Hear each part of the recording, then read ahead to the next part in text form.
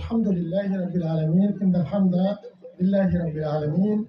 As-salatu was-salamu ala Sayyidil Mursaleen wa alihi wa sahbihi ajmain. শুকরিয়া সেই মহান রবের দরবারে, যে মহান রব আমাদেরকে সুন্দর একটা পরিবেশ তৈরি করে দিলেন। সেজন্য আমরা সকলেই রবের দরবারে শুকরিয়া জ্ঞাপন করি, বলি আলহামদুলিল্লাহ।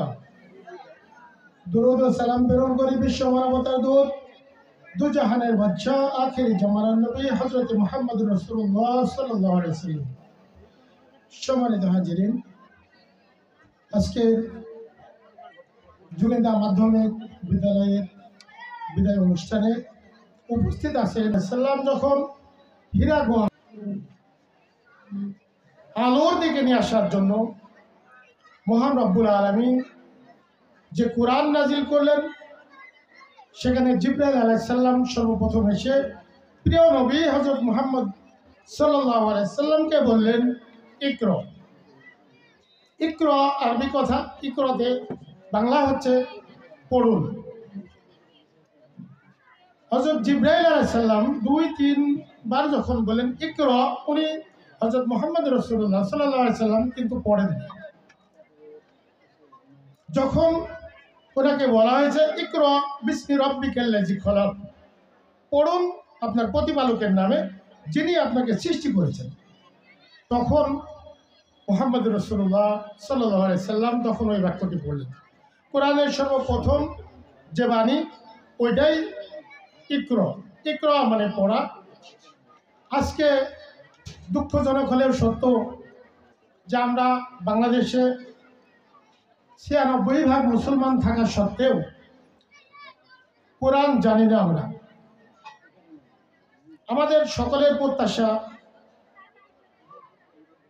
বাংলাদেশে প্রত্যেকটা বিদ্যালয়ে যদি কোরআনকে একটা সাবজেক্ট বানানো হতো, কোরআন যদি বাধ্যতামূলক হতো, তাহলে আমরা 96% মুসলমান থাকা এটা ঠিক ছিল। এবং এটা একটা সাবজেক্ট হলে পরে অবশ্যই প্রত্যেকেই ছোট থেকেই আমরা কোরআন জানতাম। আর কোরআন জানলেই আমাদের জাতি এত বিভ্রান্তির ভিতরে পড়ত না। আমরা কিছুদিন আগে দেখেছি যেটা শিক্ষার ভিতরে ডারউইনের মতবাদ, মানুষ কোথা থেকে সৃষ্টি হয়েছে, এগুলো মহান রব্বুল আলামিন আমাদেরকে বলেছেন। কিন্তু আমরা মন গড়াভাবে আমরা দেখেছি যে বলা হয়েছে বানর থেকে নাকি মানুষ এসেছে। নাউযুবিল্লাহি মিন যালিক। অনেক কথা ছিল, যেহেতু সময় খুব সংক্ষিপ্ত, এই কারণে বলতে পারছি না।